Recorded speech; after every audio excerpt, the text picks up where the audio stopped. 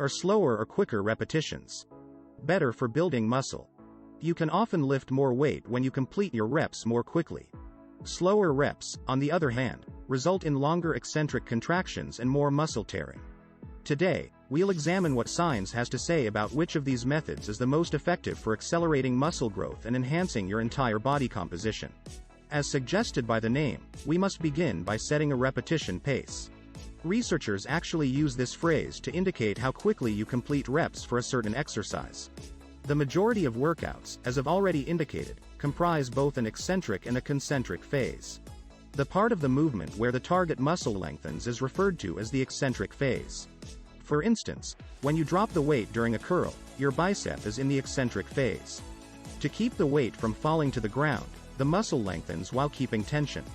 The phase during which the target muscle shortens is referred to as the concentric phase. Your bicep, for instance, is currently in the concentric phase. In order to lift the weight during a curl, the muscle must contract quickly and forcefully enough to defy gravity. In order to maximize muscle growth, trainers frequently advise clients to move extremely slowly on the way down and quickly ascend. But is it really the case? In a study that was published in the Journal of Strength and Conditioning Research, participants were given the option of performing 3 sets of 6 to 10 repetitions until they reached failure using the traditional representative tempo of 1 to 2 seconds for each concentric and eccentric contraction, or by performing a slow 12 representative set followed by a slow motion 4 representative set. Both groups sought to advance as quickly as possible in terms of the amount of weight they could lift and the amount of muscle they could add, both of which were tested using muscular biopsies, which are actually thought to be one of the best methods for this kind of test. At the conclusion of the study, researchers found that the traditional training group had increased the cross-sectional area of their type 1 slow twitch and type 2 fast twitch leg muscle fibers by 26 and 34%, respectively. The slow tempo group, however, only had an increase of 6% in type 1 and 15.5% in type 2. Based on those findings, we can conclude that, when compared to extremely slow repeats, faster reps were actually superior for muscle growth. In other research, we examine a concept called time under tension, which, in essence, measures the length of time between the beginning and finish of your sets. Therefore, it accounts for both the eccentric and concentric phases of time. Most individuals mistakenly think that the more time you spend under tension overall, the more muscle you will get. For instance, it has been demonstrated that doing a dumbbell curl in 2 seconds instead of 6 seconds has the same effect on muscular building. Another study discovered that training volume and muscle activation both decreased when repetitions were performed at a preset speed of 4 seconds each representative as opposed to a naturally self-selected speed. All the research that is available also supports faster reps. However, a meta-analysis of 8 independent research that looked at the relationship between repetition speed and muscle growth revealed no statistically significant association between the two. Having said that, the effect sizes from those studies do show a tendency for larger muscle gain for those who trained with a faster representative tempo. It's possible that the study's time frame was insufficient to identify a statistically significant difference between the groups. Because of this, I think the meta-analysis still supports the idea that quicker tempos are more effective for gaining muscle. The 8 studies that were analyzed in the meta-analysis showed numerous other problems, just as the other investigations had also shown. One of these is the fact that all of the research used untrained subjects. If you execute an exercise quicker, which is the primary way that a faster tempo can boost muscle growth, you could wonder if untrained people have the necessary exercise technique, coordination, and motivation to create optimum muscle activation. Why then can more rapid reps be better for building muscle? First off, research demonstrates that slowing down your reps limits the amount of weight you can lift. Anyone who has ever lifted weights will know that when you slow down your reps, you often have to either lower the weight or reduce the number of reps that you're doing. In contrast, speeding up your reps can increase the number of reps that you can accomplish with a certain weight load. This means that using slow reps as opposed to fast reps will result in a lesser overall mechanical strain being applied to your muscle fibers. That is not only detrimental to muscle growth, but a meta-analysis published in the Journal of Sports Medicine also shown that it will prevent you from making strength increases in the future. As a result, you won't be able to lift as much weight during subsequent sets as you would be able to if you kept a consistent representative pace. Due to all of this, you are able to produce less mechanical tension overload, which restricts muscle growth.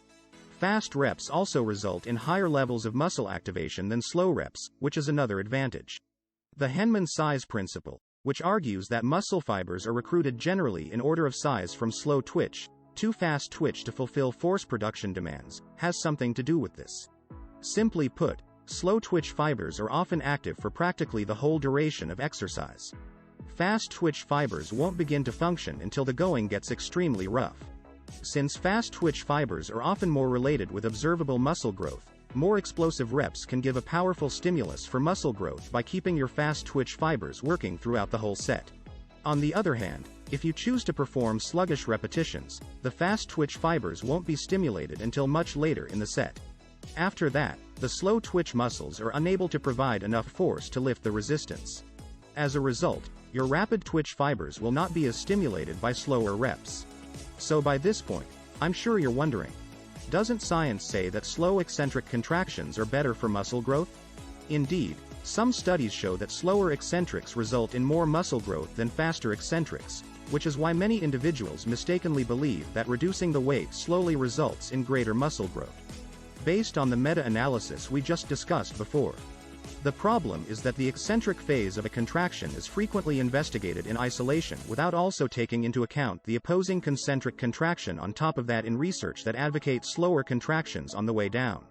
Eccentric overloading is a method used in almost every investigation that demonstrates the superiority of slow eccentrics. With their apparatus, the scientists increase the load during the eccentric period while decreasing it during the concentric phase. As a result, there is far more resistance while lowering the weight than when lifting it.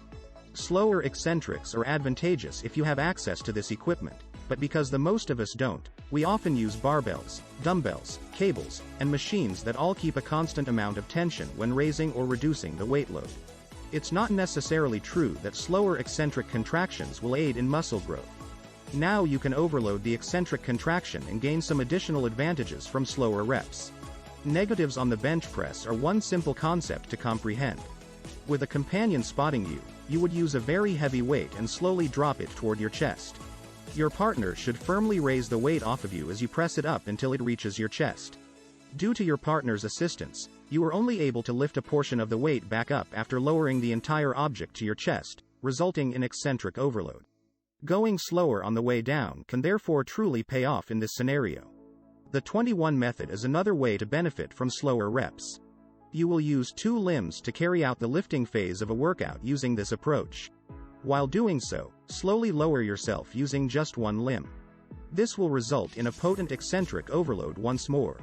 Extending your legs would be a good illustration of this. As long as the right and left sides are attached to the same weight load, you could lift the weight with 2 legs and lower it with just 1. You could utilize a variety of devices to apply the same concept. Finally, cheating during the concentric contraction is another way to create eccentric overload to benefit from slow reps. Take shoulder training using an overhead press as an illustration. You might begin the exercise by pushing the weight up with your legs, which is referred to as a push press. After that, you can progressively drop the weight for roughly 4 to 5 seconds. You may do this with a variety of exercises, such as pull-ups, by stepping onto a platform so that your chin is already raised above the bar. Then, as you progressively lower yourself until you reach the bottom, you can step back up and repeat for your chest. With the same weight load, you can alternate between completing a dumbbell press on the way up and a fly on the way down. Remember that I don't advise novices to concentrate on eccentric overload since they typically lack the motor control necessary to use this approach appropriately. Additionally, you don't actually need these tactics if you're a beginner because regular exercise will allow you to achieve sufficient results.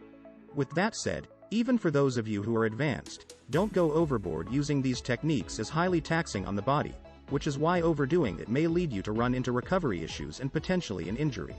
To tie everything together on whether you should do fast reps or slow reps to experience more muscle growth. Slow reps could help you boost muscle growth by overloading the eccentric portion. I'll give you my general recommendation here. Use the majority of your sets for this.